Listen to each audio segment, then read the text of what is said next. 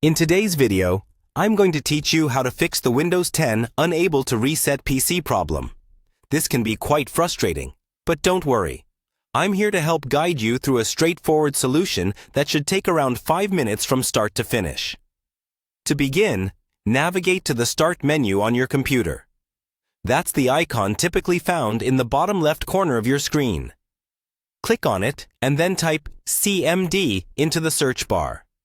This will bring up the command prompt option in the search results.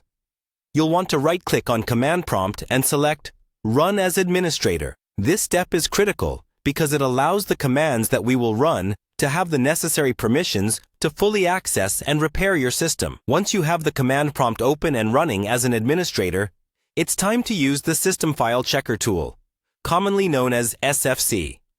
Type in the command SFC scanno and press Enter. This command instructs Windows to scan all protected system files and replace corrupted files with a cached copy.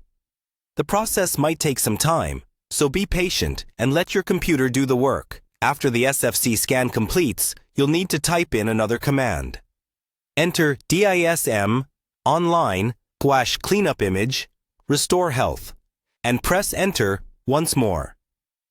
This command uses the Deployment Imaging Service and Management tool, commonly referred to by its acronym DISM. This tool is invaluable because it can fix the underlying issues that might prevent the SFC utility from running correctly, thus ensuring that the system files are indeed adequately repaired. Once DISM has completed its task, which may also take a few minutes, go ahead and close the command prompt window. Now, restart your PC to allow these new changes to take effect properly. With your computer restarted, let's proceed to try resetting your PC once more. Navigate through Settings by clicking on the gear icon in your Start menu.